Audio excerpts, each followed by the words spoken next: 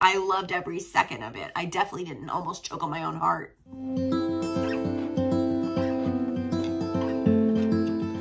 Welcome back to my channel. If you're new here, my name is Natalie, and this is Weirdo Book Club. Today, I'm mixing it up a little bit. We're gonna do a fun little experiment, a project, if you will. A few days ago, I watched my buddy Margaret do a really great book recommendation video based around the tracks of Taylor Swift's new re-release, remastered Taylor's version, 1989. I saw her video, loved her video, and thought to myself, oh, I gotta try this. I gotta take a crack at this, but I gotta make it weird. I didn't really have a choice in that matter, because if you know anything about 1989 or Taylor Swift, 1989 was released like over a decade ago. It was Taylor Swift's first official pop album, and it has the vibes to match that. It's very upbeat, lively, red lips, red glasses, very cute, and the vibes in 1989 are incredible. I love them, but I don't read a lot of books that have that kind of vibe. How can I do this? I want to do this idea, so I have put together a list. Here are my unhinged book recommendations to go along with the track list of Taylor's version of 1989. Now again, I read really weird, dark things, and that put me in a little bit of a pickle when it came to this project, especially with songs like Wildest Dreams and You're in Love, these very sweet songs. So I did some crunching. I'm abstracting some of them. I want you to take these recs with a grain of salt, because while I have a reason for recommending them and putting them with the tracks that they're with, the connection might be very frayed. I may link up a book based on vibes alone, based on the title alone. It may be because just one line in the song hits me and makes me think of a certain book. So keep that in mind. Let's go through the list. Okay, track one, we start off with Welcome to New York. I feel like Welcome to New York sets the whole vibe for the album. It really does. It's about her moving to New York and how she can love who she wants, and everything is everywhere and everything is new and exciting, and I love that. Which is why its book recommendation is You by Caroline Kepnes. First of all, it's set in New York City. And two, everything is fresh and new and exciting when it comes to Joel Goldberg's new obsession with Guinevere Beck. Right? Welcome to New York indeed. Track number 2 is Blank Space, which is one of my favorites on the album. And I specifically chose the book that I'm about to recommend you based on the line, got a long list of ex-lovers. They'll tell you I'm insane. Hell's Princess. Hell's Princess by Harold Schechter is a nonfiction true crime look at the serial killer and female Bluebeard, butcher of men, Belle Gunness, who had her own list of ex-lovers who will say she's pretty insane. You see the connection.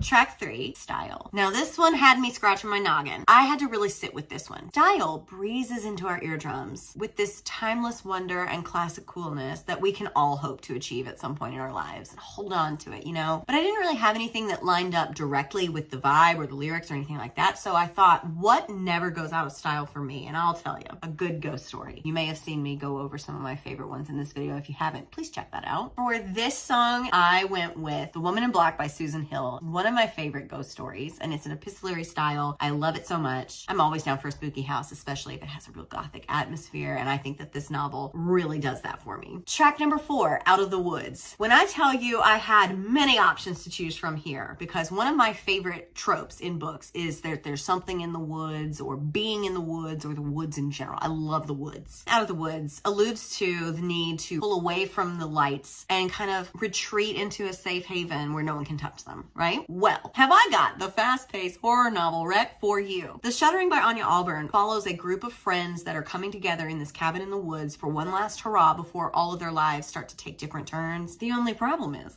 there's something in the woods. And when things start to go awry, all they want to do is get out of the woods.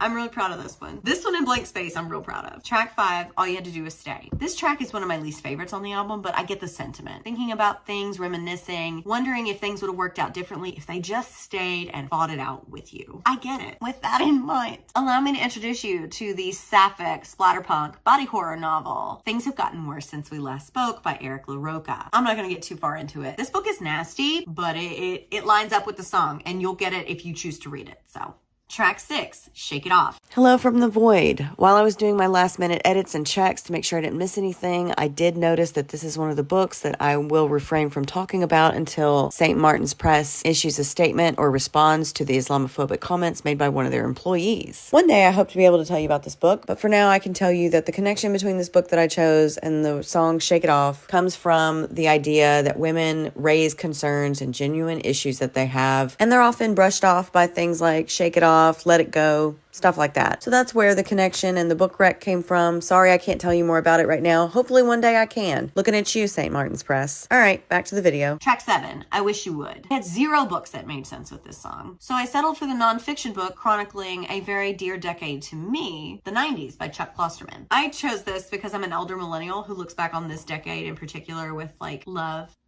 It was just a good time. And this is a book club pick for November, nonfiction November. So come read with us if you want to. I wish you would. Oh my God, it just keeps going. Track 8, Bad Blood. So this is a bit more abstract if you can believe it. To me, Bad Blood is a very chaotic, aggressive song, especially for the album that it came on. If it was on Reputation, I wouldn't even blink an eye. Of course it would be on Reputation, but it's not. It's on 1989. And it is one of the more aggressive songs. Like you knew Tay-Tay was mad when she wrote this. So I chose Between Two Fires by Christopher Buehlman. It's a very dark, intense, chaotic, historical horror novel with a little bit of fantasy. There's a lot of moving parts, not unlike the Bad Blood video. Plus it's about the Black Plague, blood. There's something there too, but whatever.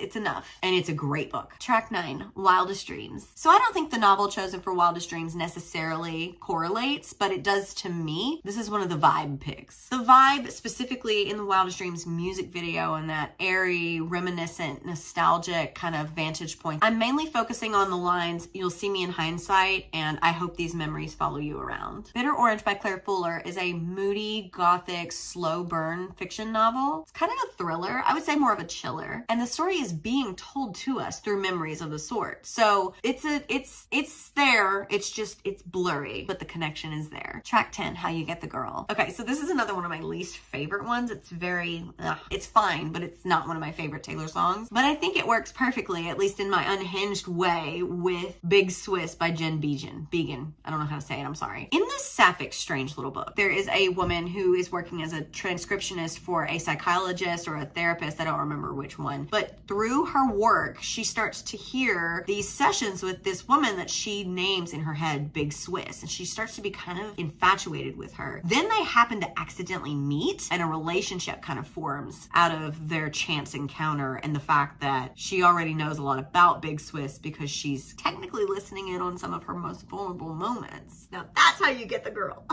Track 11, This Love. Now this is unhinged, especially if you've heard me talk about this book before or if you've read this book before. And I feel like this rec is both on the nose and way off at the same time. But I chose Ghost Eaters by McLeod Chapman for This Love. This is a very gory horror novel and ghost story, one of my favorites, and it involves a very strange girl trying to contact and bring back her late ex-lover and friend. This love came back to me. You get it. Oh. It's really more like, oh no. Track 12, I Know Places. So this rec isn't really unhinged. It's kind of a little bit predictable, but I think it still really makes sense, and it's one of my favorite books that I've ever read. So I don't feel bad saying that my rec for this is The Hunger Games by Suzanne Collins. Mainly I'm thinking about one of the first scenes where we see Katniss and Gale sitting in the forest, eating bread, talking about running away. Don't mistake this for me being a Gale stan. I am not. I'm a PETA girl. Did y'all see the FNAF movie? No, I can't do this right now. I'm not a Gale stan. I'm not, I promise. I just think that the vibe of that scene matched the song. I'm giving you this one. I'm giving you a slow pitch to break it up between Ghost Eaters and true crime.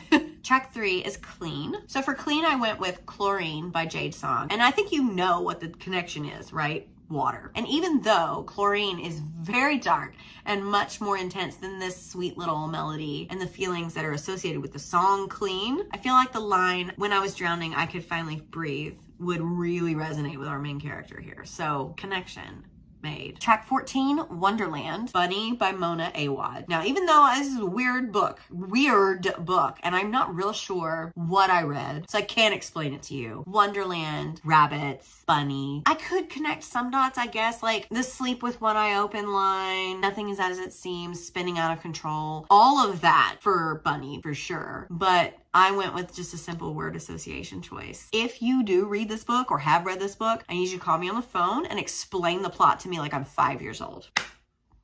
Track 15, You Are in Love. This is a more hinged rec. Hot Dutch Daydream by Kristy Boyce. It's just a cute little coming of age, new adult romance. This girl goes abroad to participate in like a work study, au pair kind of thing. But she ends up meeting this boy. It's cute. I don't know. I actually liked it. I'm in love. Back to the Unhinged-ish. Track 16, New Romantics. Aside from the obvious castle parallel, I feel like We Have Always Lived in the Castle by Shirley Jackson just really nails this. This family is living with their secrets in an isolated castle on the outskirts of a town who despises them. The best people in life are free. Track 17, Slut! So this is a newer track, so I had to listen to it and sit with it for a bit. And I almost chose this book for Out of the Woods. It would have worked great for Out of the Woods, but I think the vibe of Slut works with it too. So I chose Slewfoot by Brom. Abatha, our main character, she's struggling as an outcast in her puritanical Connecticut society in 1666. She knows what the villagers are saying about her, but there's something in the woods calling to her, and everything will be worth it for once. It's great.